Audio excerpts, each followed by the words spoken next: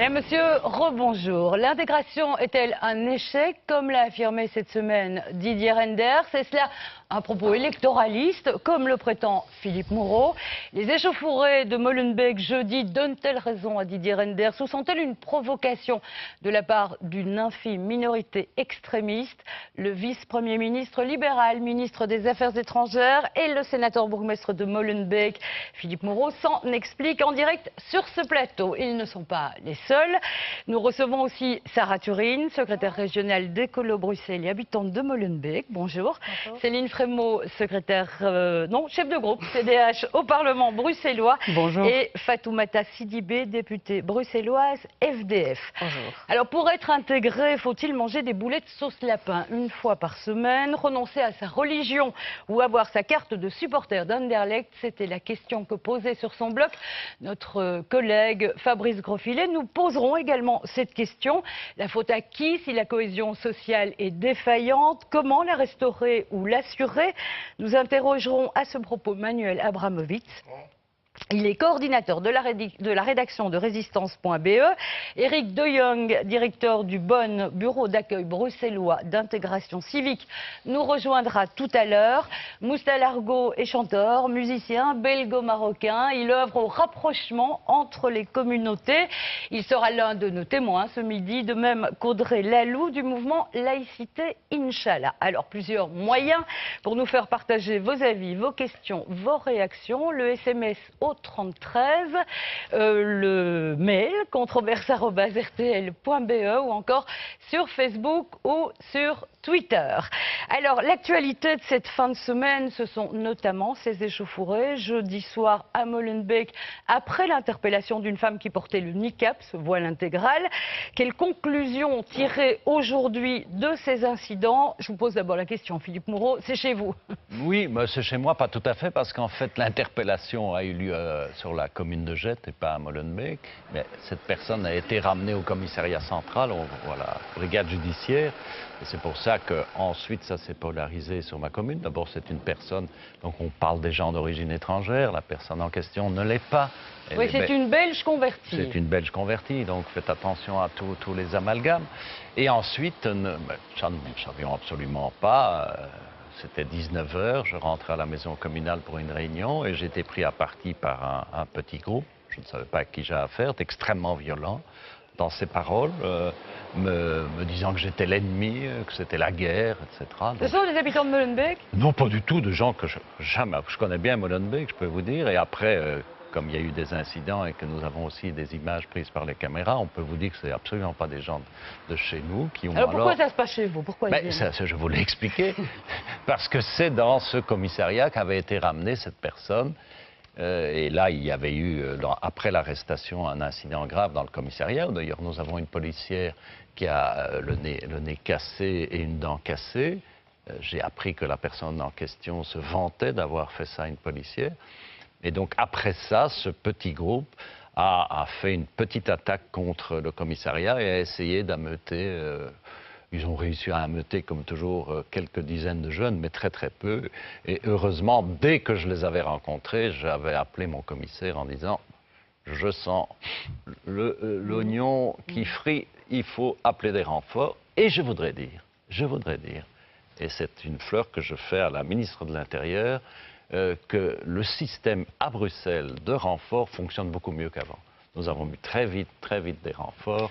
Et le lendemain, pour éviter les difficultés, j'ai interdit les manifestations que cette organisation fascisante Charia pour Belgium, on peut la citer. Oui, mais il ne faut pas lui faire trop de publicité non plus. Hein. Ouais, mais enfin bon, elle existe. Oui, bien sûr, mais c'est vraiment des fascistes. Et ils n'ont rien à voir avec la population musulmane de Molenbeek, qui n'a rien à voir avec ces gens et qui, je peux vous dire, j'ai eu des tas de contacts. Hier, c'était une grande fête à Molenbeek. Il y avait des milliers de personnes dans les rues et tous les gens venaient pour me soutenir et pour me dire on n'a rien à voir avec ces gens-là. Didier Reynders, vous, ces échauffourées, ça vous conforte dans l'idée que l'intégration est un échec? Ce sont deux choses différentes. Ici, ce sont des comportements totalement inacceptables à l'occasion d'un incident où l'on veut simplement faire respecter la loi. Il faut quand même le rappeler, c'est respecter la loi. C'est totalement inacceptable et je crois que la police, comme la justice, doivent faire simplement leur travail. On va peut-être se poser la question aussi de savoir s'il faut aller plus loin. On retire parfois la nationalité, parce que dans des associations, même de fait comme celle-là, il y a des Belges, il faudrait le faire, il y a aussi des personnes qui ont obtenu la nationalité. Quand on a un très grand nombre de condamnations pour des appels finalement au non-respect de la loi, une sorte d'insurrection, on peut se poser la question effectivement de savoir si on ne doit pas aller vers ce type de décision. Mais c'est un élément spécifique. Ce que j'ai voulu faire passer comme message avant cela, d'ailleurs, cette semaine, c'est un message beaucoup plus simple, qui est celui de constater que dans certains endroits, pas seulement à Bruxelles, je l'ai d'ailleurs dit comme cela, effectivement, je considère que l'intégration est un échec. Alors, je suis un peu surpris parfois des réactions, parce que je n'ai pas tellement le sentiment... On va y revenir aux réactions. Simplement vous dire, je n'ai pas tellement le sentiment que ce soit un sujet de controverse, c'est plutôt un sujet pour avoir le courage de le dire. Visiblement, ça a suscité beaucoup de polémiques. On va revenir peut-être à vos propos. J'ai plutôt le sentiment que c'est simplement d'avoir le courage de le dire, parce qu'on en parle beaucoup à titre privé, chez beaucoup de personnes. Et puis dès qu'on amène le sujet sur la place publique, on voit les réactions. J'espère qu'on parlera du fond de la question. On va y venir. Restons encore quelques minutes sur ces émeutes de Molenbeek. Il n'y a pas eu d'émeutes, hein, madame, ça, je vous en prie. Les échauffourées, allez. Non, franchement. C'est quoi la différence? La différence, c'est que c'est deux, trois petits événements très, très limités, le jeudi et le vendredi. La police a absolument contrôler la situation, pas un blessé, pas le moindre dégât. Alors si vous voulez bien, c'est pas parce que j'ai 50 fascisants qui viennent dans ma commune que vous allez commencer à la stigmatiser en parlant d'émeutes. Bon, alors, on va évacuer ce problème. On a beaucoup de questions du même type. Je vous lis un des mails que nous avons reçus. Pourquoi ne reconduit-on pas manu militari tous les musulmans extrémistes et intégristes dans leur pays? Précisons bien qu'il s'agit des extrémistes et intégristes. Ils tiennent des propos totalement inadmissibles vis-à-vis du peuple belge et de ses représentants. Ce n'est pas à eux de faire la loi. Il est temps de réagir avant qu'il ne soit trop tard. Céline Frémaux, une réaction à ça?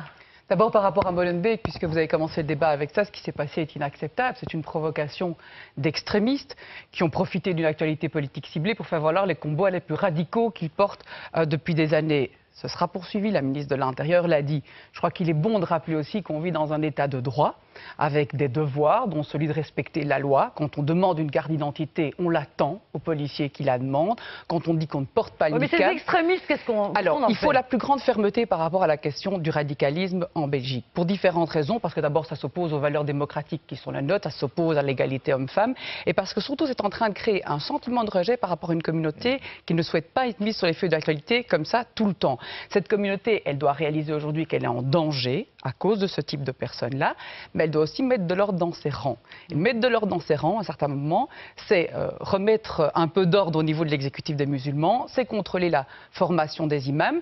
Vous savez, il existe aujourd'hui en Belgique, et peu de gens le savent, un plan R, M. Renders et M. Moreau doivent le connaître, qui est le plan de lutte contre le radicalisme depuis 2005, qui associe les services de police, de sûreté, la justice.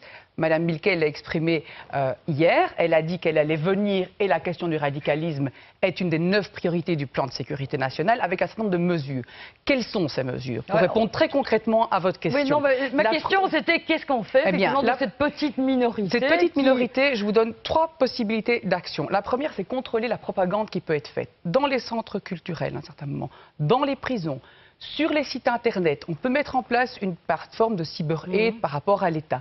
Deuxième chose, contrôler l'accès au territoire. Le droit de séjour des imams qui viennent d'Arabie Saoudite, par exemple, à un certain moment aussi, et poser la question de la nationalité, c'est une évidence, et pas que sur la question terroriste. Dernière chose, il y a une piste qui a été lancée en Angleterre et qui fonctionne, c'est l'interdiction administrative de groupuscules qui font du prosélytisme religieux. Donc on pourrait les interdire, Sarah Tourine, ce serait une bonne idée d'interdire ce groupuscule, la charia Forbadja. Bien entendu, et donc il faut évidemment être très vigilant par rapport à tous ces groupuscules qui dégagent des messages de haine et d'intolérance. Et maintenant, plus généralement, et les chiffres de la sûreté de l'État le montrent, le nombre de radicaux par rapport à la population musulmane en général est évidemment très très minoritaire, puisqu'on parle d'un millier de salafistes par rapport à 600 000 musulmans. Bien sûr, mais ce sont ceux-là qu'on voit là en l'occurrence. Par rapport à ça, là où on peut être attentif, en plus des mesures dont a parlé Céline Frémaux, c'est dans le soutien qu'on peut donner pour qu'en Belgique, les musulmans puissent développer un islam de Belgique, un islam belge. Et en ça, je pense que nous avons des responsabilités politiques, notamment dans l'organisation du culte au niveau fédéral, où jusqu'à présent, on a laissé trop les ambassades étrangères s'ingérer dans l'organisation du culte ici. Et c'est un enjeu fondamental. Si on permettait des formations en Belgique pour les imams, ça aiderait à ce que la communauté puisse avoir ses propres leaders, ses leaders belges, et ne pas faire appel à des leaders de l'étranger qui ne connaissent pas la réalité de la Belgique et dont certains viennent avec des visions très extrémistes et radicales dont on n'a pas besoin ici, et dont les musulmans de Belgique n'ont pas besoin et n'ont pas envie non plus. Fatoumata Sidibé, vous êtes musulmane. Quand vous voyez ces groupuscules extrémistes, comment réagissez-vous? Je suis de culture musulmane. Je pense que je suis de la composante musulmane et j'emploie à bon escient le mot composante parce que trop souvent on a tendance à réduire la communauté musulmane à un bloc homogène. Il y a plusieurs façons de vivre et de penser. Je pense que la plupart des populations d'origine étrangère qui vivent ici sont intégrées. Ils sont intégrés et ils respectent l'état de droit et nos valeurs démocratiques. On va en parler, hein. Je pense que c'est important de ne pas réduire cette lutte uniquement à la lutte contre l'extrémisme. Ce qui est important aujourd'hui, c'est que c'est un climat de régression extrémiste, fondamentaliste, qui est présent aujourd'hui. Depuis des années, on a laissé pousser un discours intégriste. On a laissé prospérer au sein de nos communes, de nos quartiers, de nos villes, un discours qui instrumentalise la différence et instaure un conflit. Et nous sommes tous responsables par rapport à ça. Mais je pense qu'on ne peut pas réduire la lutte pour l'intégration à la lutte contre l'extrémisme. C'est deux phénomènes complètement différents à mon sens. Alors on revient à vos déclarations. Didier Reynders, c'était donc mercredi matin au micro de Fabrice Grosfilet, et vous déclariez ceci: il y a un échec de la politique d'intégration dans un certain nombre d'endroits. Alors cet échec, comment il se manifeste selon vous? Mais il se manifeste par plusieurs choses. D'abord par le communautarisme, le repli de certaines communautés sur elles-mêmes. Mais je viens d'entendre exactement le même commentaire. Ce repli, il se manifeste aussi par des réactions à l'autre. Moi, je suis très frappé de voir le harcèlement à l'égard de femmes ou le harcèlement à l'égard d'homosexuels, par exemple, qui vivent difficilement cette situation par rapport à des communautés. Deuxième élément, au-delà du repli communautaire, c'est cet échec en matière de formation et d'accès à l'emploi. On voit bien qu'il y a un taux de chômage très élevé chez les jeunes dans des communautés, communautés où la formation, manifestement, n'a pas réussi. Et puis le troisième élément, c'est en matière d'urbanisation, de logement. On voit bien aussi les problèmes que l'on rencontre en la matière. Alors je crois que quand on dit cela, ça veut dire qu'il y a des réponses, bien entendu. Il y a des réponses, on y viendra, mais depuis une dizaine d'années, concrètement, il y a 2-3 choses que j'essaie de mettre en avant avec d'autres dans ma formation politique. Premier, c'est de dire quand des gens arrivent, est-ce qu'on ne peut pas leur demander de faire un effort d'intégration? C'est l'idée. Non, mais on en parlera tout à l'heure parce qu'on aura le directeur du BON.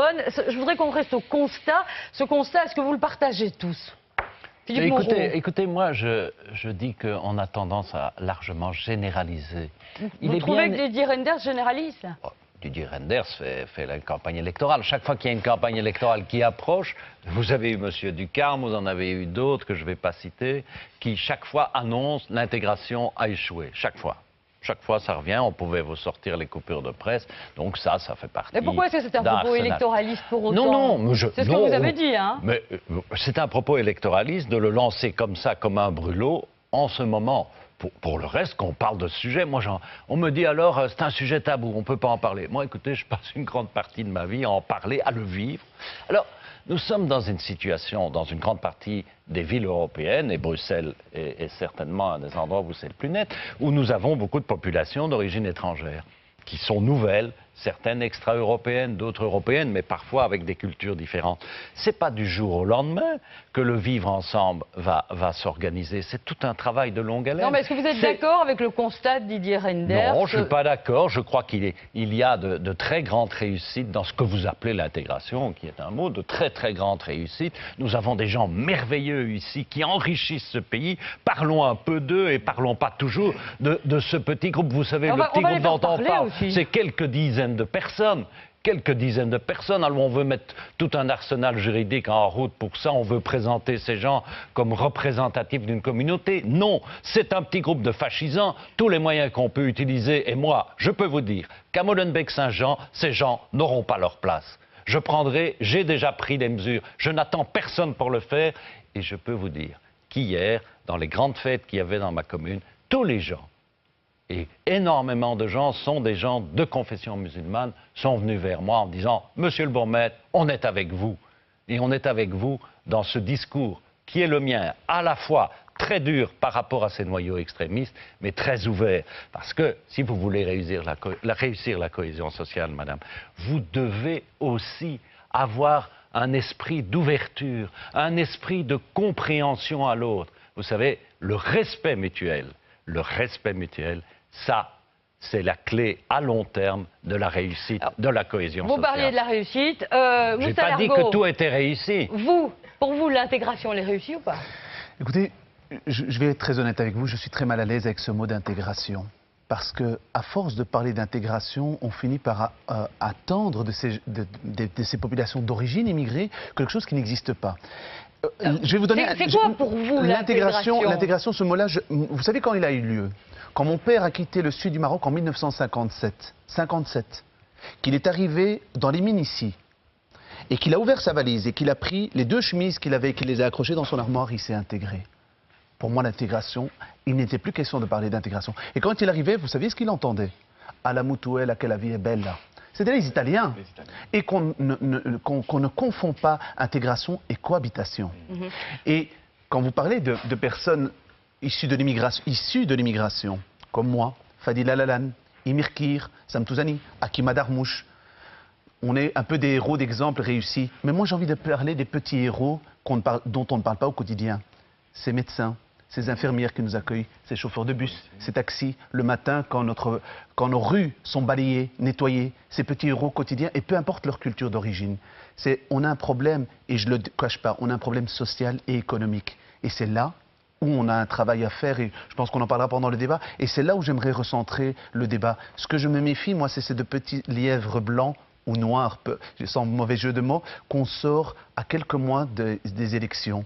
Et l'immigration... Vous pensez aussi que c'est un propos électoraliste? Pour moi, c'est un propos électoraliste, mais je suis conteur et je connais le poids des mots. Vous savez ce qui me fait peur? C'est qu'aujourd'hui, derrière le mot immigration, on cache communauté arabo-musulmane. Et c'est ça qui me fait peur quand on parle de l'intégration, c'est qu'on a un malaise pour parler effectivement de cet islam européen. Appelons Malik Chabel, appelons le recteur de la Grande Mosquée de Paris qui dit d'abord les lois de la République avant la religion. Et voilà. Pour moi, c'est ramener le débat là où il doit être et pas être dans ce flou artistique où on mélange intégration, immigration et monde musulman. Votre réponse, Didier Reynders, parce qu'on vous a beaucoup taxé effectivement de déclarations, de vouloir faire de l'électoralisme, de la stratégie. Une partie de vos députés et votre président de parti était au Maroc à ce moment-là. Alors, qu'est-ce que vous visiez avec ces propos? Bien, alors nous avons une ligne totalement commune, et vous l'aurez entendu dans beaucoup de propos ces derniers jours, et qui fait constante. Donc le côté électoraliste de 2002 à aujourd'hui, on a tenu exactement le même propos, qu'il y ait des élections, qu'il n'y ait pas d'élections. Mais je sens bien, ça c'est vrai, que c'est un propos où il faut avoir le courage d'en parler et ne pas se cacher derrière des réalités qui existent. Moi, je salue ce que Moustapha vient de dire. Bien entendu qu'il y a de très grandes réussites. Bien entendu, dans l'intégration et dans la manière de collaborer au développement d'une société. Mais il y a d'énormes problèmes que les citoyens vivent tous les jours. D'énormes problèmes, et je l'ai dit, dans certains endroits. Alors, les 2 types de problèmes que l'on rencontre, et là, il a raison. Il y en a un, je l'ai dit, c'est le respect des valeurs. Est-ce qu'on a des valeurs communes? Est-ce que l'on peut faire en sorte que... On me demande, comme ministre des Affaires étrangères, d'aller dans beaucoup de pays parler du statut de la femme. Est-ce que je peux en parler partout, sauf en Belgique? On doit aussi en parler chez nous et faire en sorte qu'un certain nombre de pratiques n'aient pas à l'encontre, des communautarismes n'aient pas à l'encontre d'un statut de la femme et d'une liberté, d'une égalité. Qui a été très, si vous permettez simplement, qui a été très longue à obtenir chez nous, qui est encore très fragile. Et l'autre volet, quand je parle d'échec, c'est effectivement un volet pour tous ceux qui aujourd'hui souffrent dans la précarité d'un manque d'emploi, d'une formation insuffisante et qui vivent souvent dans des quartiers, dans des logements qui ne sont pas à niveau. Et je dis simplement, mais je n'ai jamais dit que c'était leur faute. Quand je parle de l'intégration, à quel moment ai-je mis en quoi que ce soit leur responsabilité en cause? Je dis simplement que des politiques qui ont été menées n'ont pas abouti à un succès pour toutes ces populations. C'est quand même un fait de constater cette situation. On doit pouvoir en parler et chercher des solutions. Alors, Sarah Turin. Donc, je pense que ce qui m'a mis hors de moi en entendant les déclarations de M. Renders en début de semaine, c'est que ces propos venaient 2 semaines après d'autres déclarations de sa part, et que si on met les deux ensemble, ce sont des propos qui sont tout à fait dénigrants pour la population qui est concernée, à savoir la population soit qui arrive, soit qui est déjà là depuis un certain temps, mais qui connaît au quotidien des discriminations de par son nom, de par sa couleur de peau, etc. Et donc les deux mis ensemble, avec en plus un sens de la formule, excusez-moi, mais parler d'échec de l'intégration, on pourrait parler d'échec de l'éducation, ça ne veut strictement rien dire. Alors vous expliquez, et vous expliquez maintenant, alors bien entendu qu'il faut avoir le débat, et de se dire dans les politiques que nous avons menées jusqu'à présent, que ce soit dans l'accueil des primo-arrivants, que ce soit dans les politiques effectivement territoriales.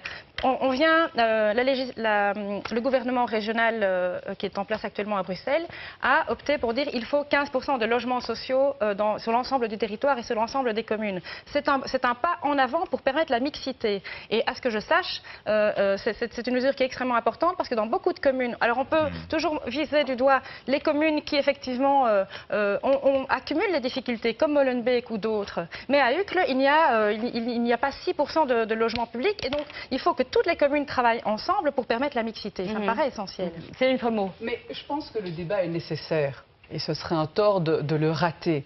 Parce que ne fût-ce qu'à Bruxelles, d'ici 2020, vous aurez 240 000 personnes en plus. Donc on ne nie pas qu'il puisse y avoir des problèmes à Bruxelles. Ce n'est pas le pays des bisounours, hein. Bruxelles, on ne peut pas non plus nier certainement que les politiques d'intégration ont pu manquer de cohérence. Mais il faut un débat sérieux, il faut un débat serein. Et je pense qu'il faut un débat qui n'est pas simpliste et pas toujours dans des contextes électoraux avec les meilleurs ennemis du monde qui s'affrontent, qui n'est pas porteur d'amalgame non plus, ni de généralité. Et surtout, Madame Dumoulin, qui n'oppose pas des Bruxellois de souche avec des Bruxellois d'origine étrangère. À un certain moment, ça va provoquer que des conflits. Alors sur le fond, ce qui est essentiel, c'est qu'est-ce qu'on entend par intégration aujourd'hui? C'est s'insérer, l'intégration. C'est pas de l'assimilation. Ce n'est pas de l'assimilation. C'est quoi s'intégrer? C'est être ce qu'on est. C'est être ce qu'on est. Et partager ensemble et définir ensemble un socle de valeurs fondamentales. C'est respecter les lois et c'est à un certain moment utiliser des leviers comme le logement, vous l'avez décrit, comme l'emploi, comme l'éducation. Qu'est-ce que c'est la bonne intégration? Vous avez introduit votre débat avec les boulettes sauce lapin. Moi, je pourrais vous dire, c'est quoi la bonne intégration? C'est de parler de langue, c'est épouser quelqu'un qui n'est pas de son milieu d'origine, c'est mettre tel vêtement ou ne pas les mettre, c'est manger des cuberdons devant sa télévision et se gaver de frites. L'intégration, c'est pas un moule, il faut arrêter avec ça instamment. Il faut élever le débat de l'intégration et le définir entre nous et dire à un certain moment, on accepte, on partage des valeurs fondamentales démocratiques d'un état de droit. Et surtout, on intègre les normes et on respecte les lois en vigueur dans le pays. C'est fondamental. Je voudrais qu'on entende Madame Lalou, qu'on n'a pas encore entendu. Alors, aujourd'hui, vous vous appelez Audrey Lalou. Ce n'est pas le nom que vous portiez à la naissance. Non, pas vous êtes d'origine marocaine. Vous avez changé votre nom. Tout à fait. Pourquoi? D'abord, j'ai changé mon nom et j'ai abandonné la nationalité marocaine.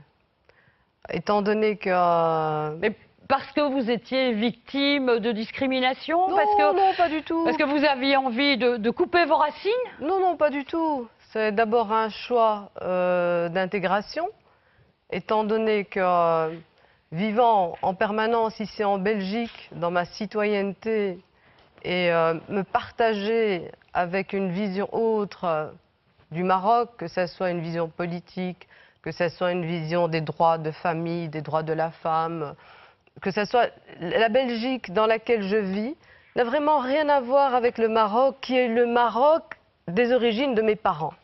Donc cette double nationalité qui fait en conséquence que la jeunesse d'aujourd'hui et que les gens d'aujourd'hui n'ont pas cette identité en me disant « je suis belge, on n'a plus à me parler d'intégration, je m'intègre ». Vous, c'est pas de l'intégration, là, c'est de l'assimilation. Ce n'est pas de l'assimilation. L'assimilation, je n'ai pas renié les origines de mes parents. Au contraire, je les respecte. Je ne me suis pas mis du jour au lendemain en me disant « ça y est, je coupe avec tout le monde, les Arabes, les musulmans et tout le reste sont mauvais ». Bien sûr, je suis contre toute forme d'extrémisme. Et vous, plutôt d'accord ou pas quand vous entendez Didier Renders dire que c'est un échec? Didier Renders, ce que je pourrais lui dire, ce qui me choque, c'est que c'est peut-être son côté technocrate, hein, c'est quelqu'un qui fait de la compta, donc il comptabilise très mal, parce que je crois que si c'est un vrai homme politique qui descend sur le terrain, peut réaliser qu'il y a beaucoup de gens qui sont intégrés, qui participent à une économie durable, et vous n'êtes même pas au courant qu'il y a une citoyenne belge qui a fait le choix et qui a abandonné sa nationalité pour être complètement belge, pour, vous savez, pour placer un arbre. J'ai placé mes racines ici, j'ai mes enfants, j'ai mes petits-enfants, et ils grandissent et ils fleurissent. La Belgique s'est constituée quand même de personnes d'origine étrangère. Aux États-Unis, on ne m'aurait même pas posé cette question.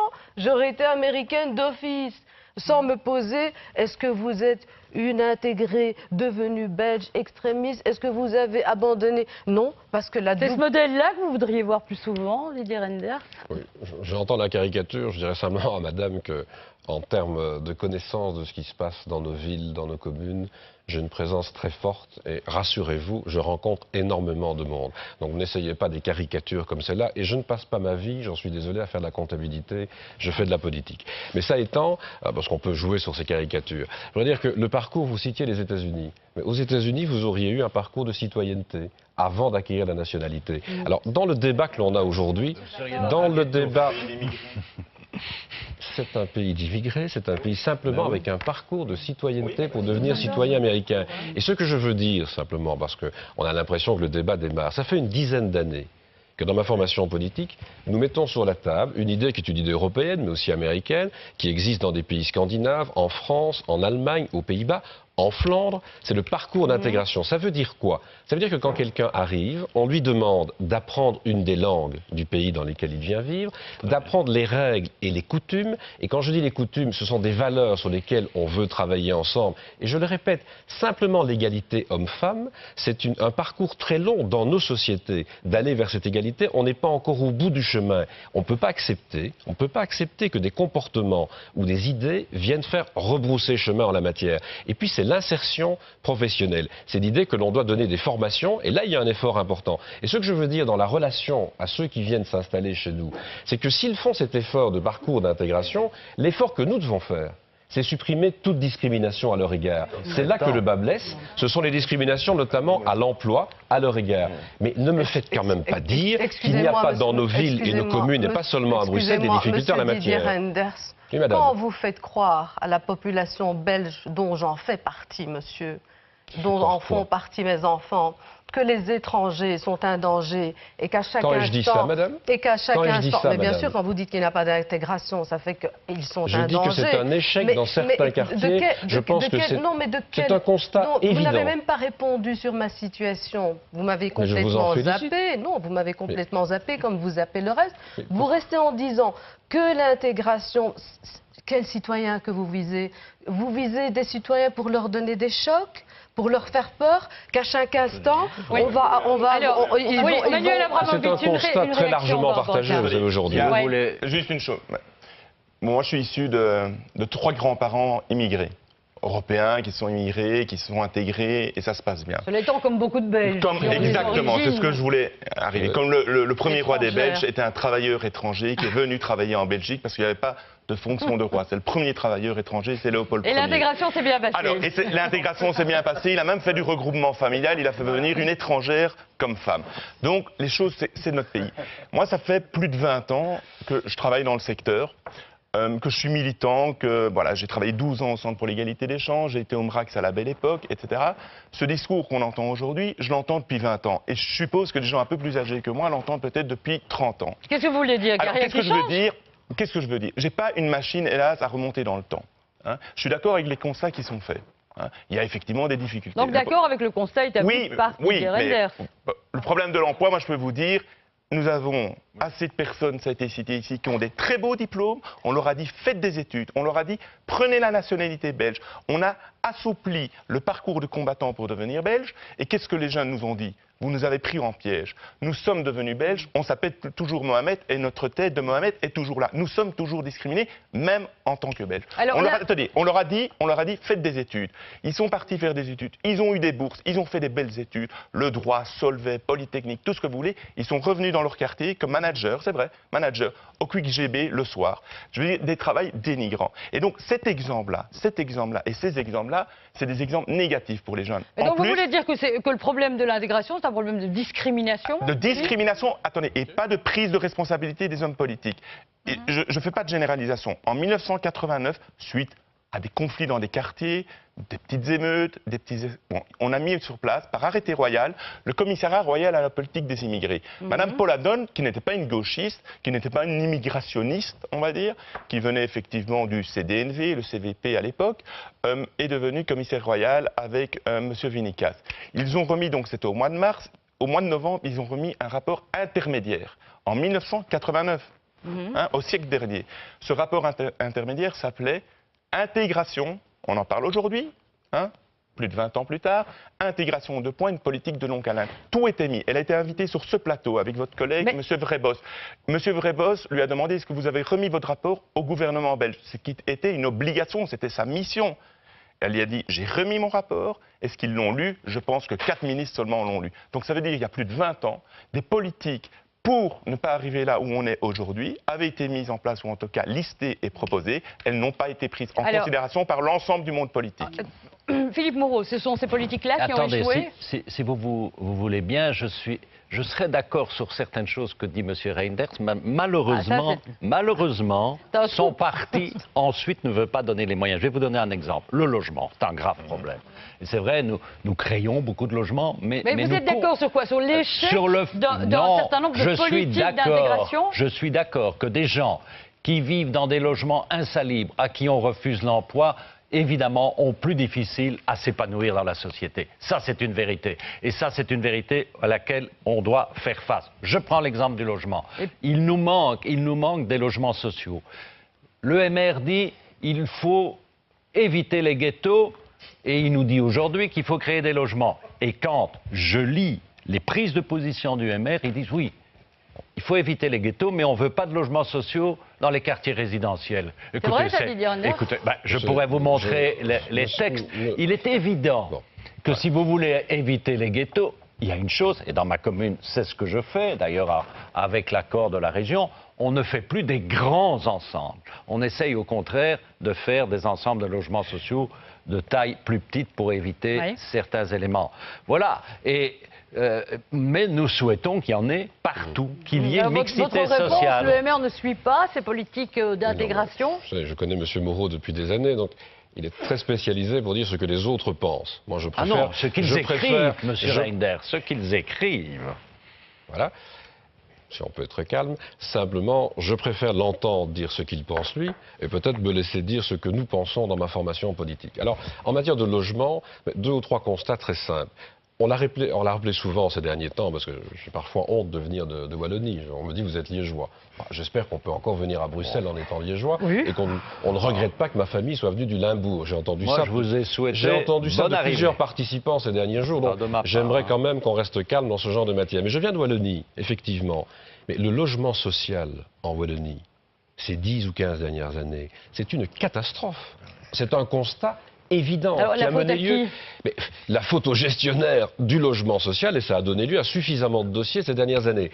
Qu'est-ce que nous disons? Vous laissez entendre que c'est la faute aux socialistes qui ont géré les logements sociaux. Le drame en la matière. Je dis qu'en matière de logement, croire que la solution va venir uniquement du fait que l'on créerait des logements par les pouvoirs publics, ça n'a pas de sens. Donc nous avons mis souvent sur la table le fait de favoriser l'émergence aussi de bâtiments, de logements, donc qui soient mis sur le marché locatif par des propriétaires, y compris du secteur privé. Et quand on voit la démarche aujourd'hui dans certaines communes, je prends d'Etterbeek, Vincent De Wolf a pris toute une série d'initiatives tout à fait innovantes en matière de création de nouveaux logements. Pourquoi? Parce que le prix du foncier est très élevé. On a dit par exemple, est-ce qu'on ne peut pas mettre le foncier à disposition et ne calculer que la construction? Il y a toute une série d'initiatives en la matière. Je dis simplement qu'en matière d'intégration, je reviens à cela, en matière d'intégration, bien entendu que la manière dont on fait vivre dans des conditions de logement des populations a un impact, mais plus fondamentalement, j'ai commencé par cela, la formation a un impact. À Bruxelles, par exemple, il manque d'écoles. À Bruxelles, la formation professionnelle n'est pas une réussite, et toutes les entreprises le disent. Il y a un investissement massif à faire en la matière. Mais quand même un mot, parce que je sens qu'on ne va plus y revenir quand on est parti dans cette démarche. On parlait tout à l'heure des valeurs à respecter. Oui. Vous savez, cette idée du contrat ou d'un programme ou d'un parcours d'intégration. Ça, on va y revenir, Non, je mais, vous promets. je vous promets qu'on y reviendra. Oui. Simplement, ces textes-là sont sur la table depuis une dizaine d'années. Une dizaine d'années. Il n'y a pas moyen d'en obtenir un quelconque débat, ni au Parlement bruxellois, ni au Parlement wallon, ni au Parlement de la Fédération. Par rapport à la question Sarah du débat, Turine, oui, par rapport à la question du débat, c'est effectivement un débat qui est en cours pour l'instant dans les parlements. Et quand il y a Donc il y a sur les eu- parcours d'intégration. Oui, hein. quand il y a eu certaines associations qui ont été invitées au Parlement wallon pour débattre avec les parlementaires, votre représentant signataire, primo-signataire de la proposition, à savoir M. Borsu, n'était même pas présent. Donc c'est bien beau d'aller déposer des propositions, mais si après vous ne participez pas au débat, ça montre bien tout l'intérêt que vous portez pour ce genre de questions-là. C'est assez dramatique. C'est assez dramatique comme argument. Je voudrais attendez pas tous en Mais même sur le temps. plan pratique, voilà ce que Brièvement, nous allons réponse. faire, parce que c'est assez déplorable comme argument d'imaginer qu'un parlementaire est absent dans une audition et que c'est une catastrophe. Enfin, Excusez-moi, on ça est donne en le niveau du débat débat. politique. Simplement, Simplement, la démarche, j'ai une proposition qui va être très simple. La démarche est très simple. Non, avec Charles Michel d'ailleurs, on l'a annoncé sur les différentes chaînes, nous allons dès demain demander au président des différentes assemblées, puisque vous semblez tellement encline à vouloir aller dans ce sens, de prendre réellement à bras-le-corps ce débat sur le parcours d'intégration et que l'on voit comment chaque formation, pas du tout, comment chaque formation va accepter de se prononcer. Je voudrais dire à M. Moreau, excusez-moi, oui. je ne suis pas une politique. Madame je voudrais Sidibé, dire à attendez, monsieur Moreau. Madame Sidibé avait demandé la Je parole. pense qu'on parle d'intégration. Ça fait 50 ans d'immigration. Nous sommes là, 50 ans pour 50 ans, 50, 60 ans pour certains, même 80 ans. On parle de seconde génération, troisième génération, quatrième génération. On parle toujours d'intégration. On dit toujours des immigrés, des jeunes qui sont nés ici, Tout à fait. qui vivent ici, qui sont les citoyens belges. Alors quand j'entends qu'on me dit qu'il faut peut-être renvoyer chez eux des étrangers, il y a amalgame. Ils sont citoyens belges pour la plupart. Oui. Et deuxièmement, Tout à l'heure, on faisait allusion à ces membres de Sharia Forum. oui, mais en même temps, il y a des amalgame et extrémistes. raccourci. Je crois qu'il faut être très clair. Deuxièmement, ce qui est important également de dire, c'est effectivement, depuis de nombreuses années, on parle d'intégration. Moi, ma question est, qu'avons-nous mis en place comme balise pour aider ces populations-là à comprendre notre société, comprendre nos valeurs fondamentales, qu'ils y adhèrent et qu'on partage un projet commun, qu'ils puissent également s'insérer durablement et dignement. Parce que la question de la discrimination à l'embauche est un phénomène fondamental. Un logement social, c'est très bien, mais ils ne veulent pas ça. Ils veulent un emploi décent, ils veulent une formation de qualité. Oui, mais l'emploi décent, la formation décente, c'est quand même important.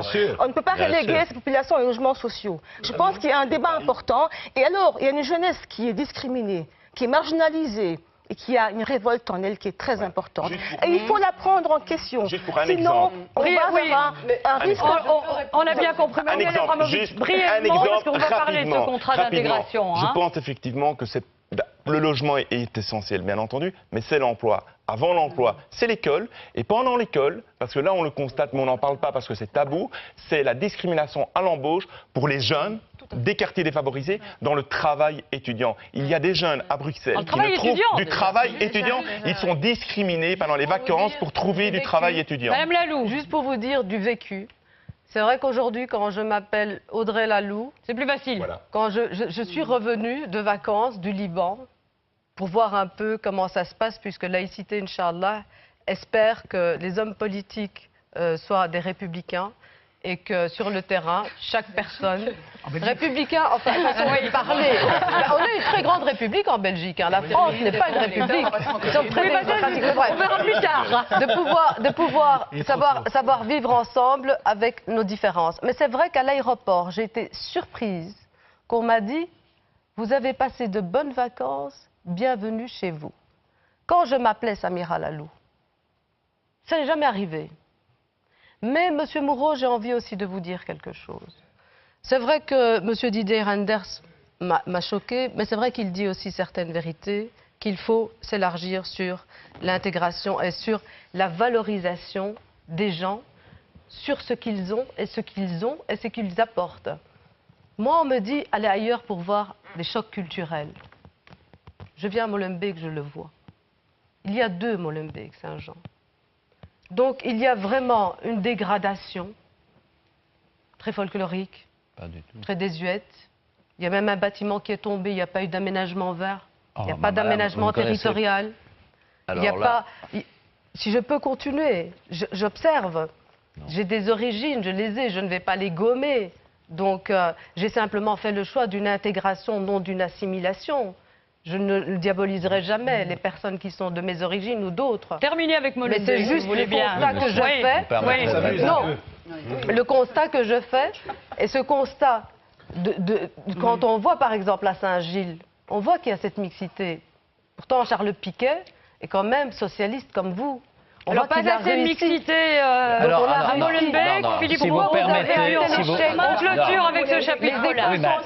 Si vous permettez, je voudrais vous dire d'abord que quand j'arrive il y a 20 ans à Molenbeek, toute la partie entre le canal et le chemin de fer est à l'abandon depuis des années. Que si vous y allez maintenant, vous verrez que 80% des rues, des trottoirs, des espaces publics ont été complètement refaits, avec l'aide de la région d'ailleurs, et notamment des contrats de quartier. En deuxième lieu, madame, moi je voudrais vous inviter à la Maison des Cultures. Je vais. Je suis le seul à avoir créé une Maison des Cultures au pluriel, parce que je crois qu'au-delà du social fondamental, l'emploi fondamental, il y a un moment où il faut mettre les cultures ensemble et pas rester chacun dans sa culture. Et je crois que en créant cette Maison des Cultures, il y a maintenant 6 ans... 6 ans, mais elle mérite d'être connue, madame. Je vous invite à y venir. Quand nous avons maintenant, ça n'a pas été tout de suite, justement la mixité sociale. Venez voir le théâtre qui est fait par des habitants. Regardez la salle, vous allez voir des gens de toutes origines. Ça, c'est la clé de l'avenir. C'est le respect mutuel et c'est qu'on se retrouve ensemble. Mais malgré ça, il y a des soucis. Mais bien sûr qu'il y a des soucis, madame. Vous connaissez une société où il n'y a pas de soucis. Non, vous avez de la chance. Vous avez pas... Moi, je ne minimise rien. Tout le monde est beau, tout le monde est gentil. Madame, j'ai d'énormes problèmes d'emploi pour ma jeunesse. C'est un problème crucial. J'ai d'énormes... Votre jeunesse, M. Moreau. Écoutez, mais ma jeunesse, pour moi, vous savez... C'est la jeunesse de tout ce pays-là. Et donc, je pense que le débat est un peu trop sur Molenbeek. C'est pas contre vous, mais je pense qu'il faudrait recadrer ce Sur Molenbeek, on ne peut dire que du mal. On va pas faire tout le débat sur Molenbeek. Moustapha, vous avez peu entendu, vous vouliez réagir, là. C'est très passionnant comme débat. Maintenant, je pense qu'il y a aussi une question, puisqu'on a abordé l'aspect culturel. Vous savez, on a un très gros problème aujourd'hui d'identité culturelle. Je travaille dans des écoles. J'ai une école à Saucy. Et j'aimerais, au travers des médias, je prendrai juste 2 petites minutes et pas plus, si je peux me taire jusqu'à la fin de l'émission. J'ai entendu notre ami Destex parler de l'antisémitisme dans la communauté maghrébine et il nous a traité de Norvégiens aussi sur le blog de Marion Lemaire. Ça blesse, ça choque. Moi, j'ai fait un travail avec des jeunes. On a été à Auschwitz pour un travail de mémoire. On a été à Gembloux, montrer les 2000 Marocains tombés face aux nazis. On a été à Marrakech, à Fès, dans les Mellahs. Et je me rends compte d'une chose, cette jeunesse-là, malgré le manque d'argent, malgré des mauvais habitants, et tout ça, ils ont une soif de culture. Donnons à ces jeunes une culture. Quand on ouvre un manuel d'histoire, et je suis toujours interpellé de voir encore nos ancêtres les Gaulois. Et la deuxième phrase qui suit, Charles Martel arrête les Arabes à Poitiers. Et ces jeunes, à partir du moment où je les amène en Andalousie, je leur montre l'héritage arabo-andalou, les penseurs, les philosophes comme Averroès. Averroès, on est autour de l'an 1000 qui disait « on n'oppose pas la foi à la raison ». Et quand ils ont enfin ancré l'identité ou l'idée d'une identité culturelle, je pense que quand le culturel est à l'aise et assis, le culturel retrouve un peu sa place là où il doit l'être, à savoir dans une sphère moins névrotique. Par contre, tant qu'il n'y a pas cette idée d'identité culturelle, bien sûr que ça ouvre à toutes les extrêmes et aussi malheureusement à ce discours radicaliste. Voilà, moi c'était ça. Je pense que la culture, et on en a parlé brièvement, mais très honnêtement, je ne sais plus quel était le philosophe qui disait « quand on ouvre une école, c'est une prison qui ferme ». C'est au début de la chaîne de la société qu'il faut travailler. Alors, je m'adresse maintenant à notre invité qui vient de nous rejoindre, Éric Deyon. Vous êtes directeur du BON, Bureau d'accueil bruxellois d'intégration civique. On a déjà beaucoup parlé, finalement, de ce programme d'intégration. Une question, bon, ça fonctionne comment et est-ce que ça marche?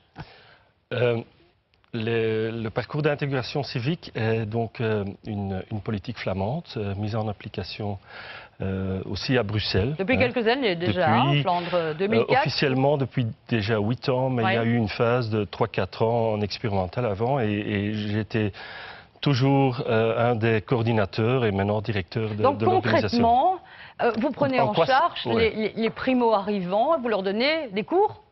On donne des cours d'orientation sociale, ça s'appelle officiellement, on devrait plutôt parler d'orientation civique.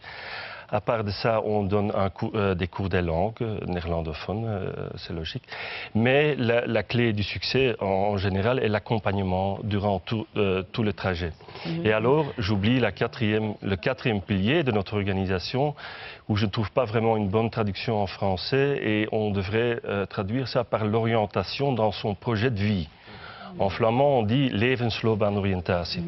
Et donc, en fait, on ne remplace pas les instituts ou les organisations ou les réguliers, comme Actiris par exemple à Bruxelles, mais on oriente les gens, on les soutient dans leur premier pas envers ces offices réguliers. Alors ça marche en Flandre, effectivement, pourquoi pas en communauté française, Mais ça marche à Bruxelles. Moi, dans ma commune, existe de la je même manière collabore. Vous pouvez demander à monsieur, nous collaborons. J'ai d'ailleurs été encore il y a quelques jours visiter cet endroit et je suis un des bourgmestres qui est très heureux de cette collaboration. Comment? Céline Crémaud. Oui, oui. En fait, par rapport à tout ça, les politiques d'intégration, on l'a dit, je pense qu'on est relativement d'accord, elles ont manqué de cohérence, elles n'ont pas toujours eu des visions à long terme ni des offres globalisées. C'est vrai que ce que vous proposez au niveau de la Flandre, depuis bientôt une dizaine d'années, est un peu une politique de soutien. Vous avez utilisé vous-même ce mot-là. C'est aussi un peu une politique de sommation, puisqu'en Flandre, il y a un contrat, une obligation. Aujourd'hui, à 18 000 à Bruxelles, il n'y a pas d'obligation. Non, à Bruxelles, on n'est pas dans cette configuration-là. La différence par rapport à la Wallonie, puisque vous le soulignez, la communauté française, c'est qu'en Wallonie, on a pris un éventail de mesures spécifiques sur la question de la cohésion sociale. On a pris des mesures en matière d'alphabétisation. Oui, mais une question précise. C'est obligatoire en Flandre. C'est obligatoire en Flandre. Alors à Bruxelles, on y travaille, Madame Dumoulin, on y travaille depuis un certain nombre de temps. Moi, je n'ai pas de problème à un certain moment, et vous le savez bien, à ce qu'on puisse avoir des politiques les plus efficaces avant de les rendre obligatoires. On vient un petit peu de loin par rapport à la communauté française sur cette question-là. Pour vous, Didier Renders, ça doit être obligatoire en communauté française aussi? Oui, d'abord, pour moi, ça concerne, parce que j'entends sans arrêt la réflexion primo-arrivants, ça concerne énormément de monde. Les primo-arrivants en Belgique, voilà, ces 10 dernières années, c'est 4% et demi de la population, c'est 500 000 personnes venant hors Europe comme d'Europe, mais en Europe aussi des populations parfois compliquées à accueillir, de Roumanie, de Pologne, d'ailleurs, de Bulgarie. Mais c'est beaucoup plus que dans tous les pays voisins, ou dans des pays même de forte immigration, on parlait des États-Unis ou du Canada tout à l'heure. Alors quel est le gros problème en communauté française, en Wallonie et à vous Bruxelles? dites qu'il y en a beaucoup plus qui arrivent en Belgique, il y en a beaucoup qui arrivent, dans les pays voisins. Il y en a en tout cas beaucoup qui arrivent, et j'en suis très heureux qu'ils arrivent. Il y en a qui repartent aussi, on a vu les chiffres récents, il y avait plus de départs volontaires. Le vrai débat, c'est que ces politiques d'accueil, d'accompagnement, de parcours d'intégration pour les primo-arrivants, pas seulement en Flandre, dans des pays qui nous entourent, aux Pays-Bas, en Allemagne, en France, dans les pays scandinaves, c'est obligatoire. Et je crois que c'est quelque chose qui doit effectivement être obligatoire. Pourquoi? C'est l'apprentissage de la langue, c'est l'apprentissage d'un certain nombre de valeurs à respecter, c'est aussi l'accompagnement, c'est ça qui est très important. Moi, je dirais plutôt dans une insertion socio-professionnelle, si j'essaye de traduire la terminologie qui est utilisée en Flandre. Et quand on fait ça, quand on va dans cette direction, je reviens à ce que nous pouvons faire. C'est supprimer, lutter contre toute discrimination. C'est clairement une démarche en commun. Et puis pour ceux qui sont là, et qui sont belges, qui sont par exemple des gens qui ont été naturalisés, qui sont nés étrangers mais qui sont devenus belges, ou qui sont de la deuxième génération, s'il y a le même besoin, ça doit être volontaire, bien entendu. Ça doit être alors une relation plutôt contractuelle. Mais c'est une relation qui ne peut plus être la même. Mais ce que je ne comprends pas, c'est pourquoi, alors que depuis des années, ça existe autour de nous, c'est un modèle européen, c'est un modèle aussi de la citoyenneté américaine, c'est le même principe. Pourquoi, en Wallonie et à Bruxelles, refuse-t-on dans nos parlements de mettre ces textes en vigueur, de rendre ce parcours obligatoire? Oui, des réactions brèves, ce n'est pas obligatoire. Bien sûr, c'est pas obligatoire, je suis d'accord. Est-ce qu'il ne faut pas le rendre obligatoire? Ça c'est une autre question. Attendez, c'est comme la répression. C'est une question. C'est comme obligatoire, c'est comme la répression, ça ne résout pas toujours les problèmes. Il y a des gens qui passent entre les mailles du filet. Je veux juste vous dire que ce genre de parcours, de manière informelle, par des petits indépendants associatifs, on va dire, par des gens autonomes, des bénévoles, ça se fait dans les quartiers. Je suis professeur dans une autre école, ici à Bruxelles.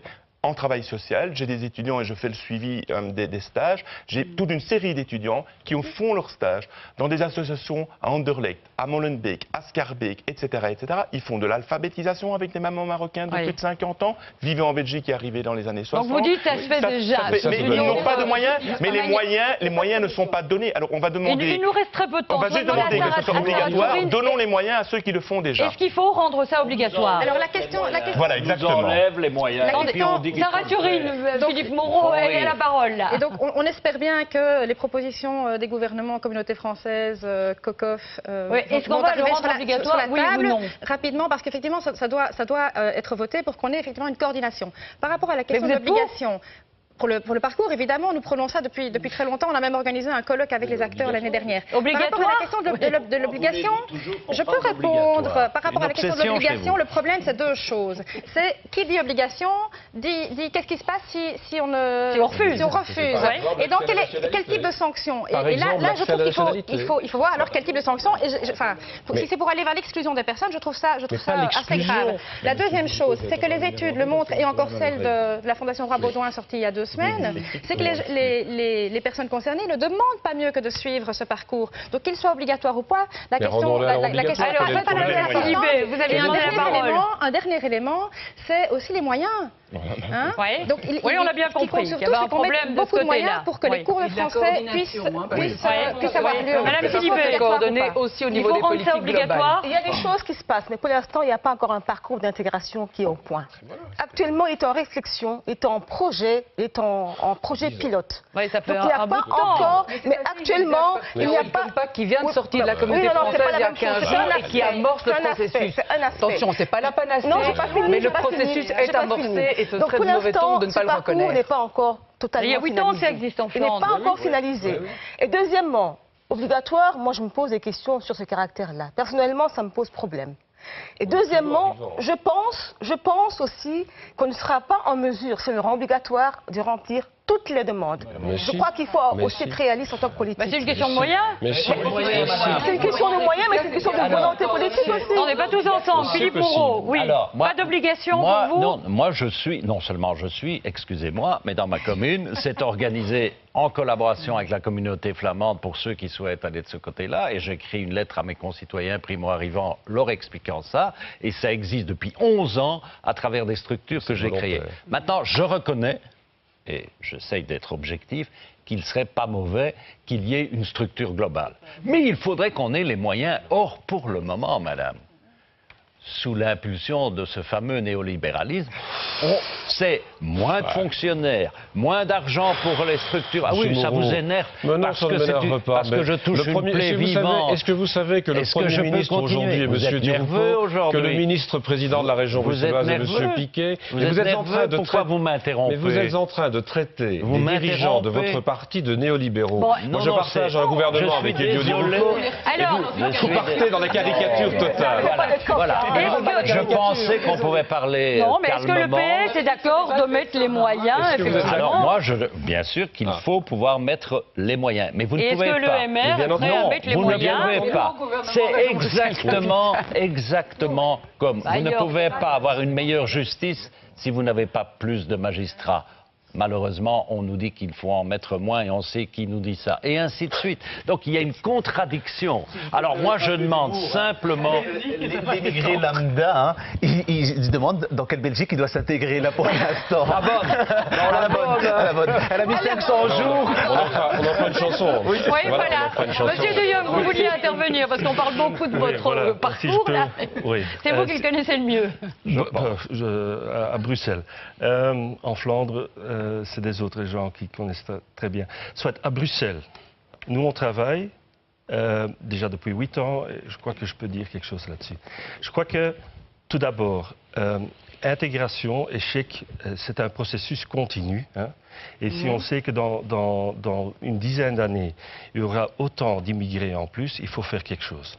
Ça de un. De deux, je crois que les communes ont une responsabilité là-dedans. Parce que l'intégration, c'est quelque chose qui se passe dans le quartier. C'est quelque chose de local. Mais l'intégration sur la région, c'est autre chose. Parce que les communes comme celle de monsieur le bourgmestre à Molenbeek, monsieur Mouveau, il prend de l'action, mais à Anderlecht, il y a des autres actions. Et c'est ça qui est le problème. Parce que pour un immigré, soit s'il habite dans une même rue, hein, du côté anderlechtois ou molenbeekois, il y a des autres activités qui se font. Et c'est pour ça que moi, je suis très portant pour l'idée qu'il y aurait une coordination à la région. Ouais, Et je ne dis pas que notre façon de travailler est la meilleure, mais ça traite une façon, et il y en a plein d'autres. Alors, il nous reste fort peu de temps. Oui. Il y a encore quelques points que je voudrais aborder. Donc, effectivement, les réponses à ces questions. Comment favoriser l'intégration? Les accommodements raisonnables, oui, non Il faudrait d'abord les définir, madame. Il faudrait les définir. Parce que si vous prenez la notion strictement juridique, je crois qui existe au Québec, il ne faut pas croire qu'on peut la transposer. En revanche, essayer dans le respect mutuel de voir ce qu'on peut accepter dans certaines limites, je crois qu'il faut pouvoir effectivement avancer dans ce sens-là. D'accord, le problème est toujours un problème de respect de l'un par rapport à l'autre. D'accord. En tout cas, aucun assouplissement de la norme qui peut mettre en péril les valeurs. Pour prendre des exemples très simples, il y a des cours dans l'enseignement qu'il faut pouvoir suivre de la même façon, que ce soit en biologie, que ce soit en éducation physique ou dans d'autres domaines. Oui, mais des heures d'ouverture différentes des piscines non plus. Ça a d'ailleurs été un moment assez catastrophique de ce qu'on a appelé il y a peu de temps les assises de l'interculturalité, qui à mes yeux allaient vers le communautarisme. On prônait ce genre d'accommodement. Moi, qu'il y ait des comportements d'intégration de nouveau, de vivre ensemble, qui ne mettent pas en cause la norme, pas de problème. Mais dès qu'on met en cause la norme, c'est non. Et je crois que dans les propositions qui avaient circulé ces derniers temps venant de ces assises, il faut être très prudent. Quand on met en péril un certain nombre de valeurs fondamentales, aucun assouplissement n'est tolérable. Céline Frémaux, vous vouliez réagir, mais il nous reste 30 secondes, donc je vous en donne 15. La loi, c'est la loi. Pas d'exception à la loi, mais je pense que dans la pratique au quotidien, il y a moyen d'améliorer les choses. C'est la question du vivre ensemble, tout simplement. Et c'est une question qui vous a passionné, puisqu'on me dit qu'on a eu énormément d'SMS, de mails sur cette question. Un échec en juin, Didier Redner, c'est encore récupérable en septembre? C'est récupérable pendant pas mal d'années, à condition que ce que j'ai entendu aujourd'hui, cette volonté de mettre enfin en place, par exemple, le parcours d'intégration, se réalise. C'est un des enjeux. Merci, mesdames, messieurs. Bon après-midi, à la semaine prochaine.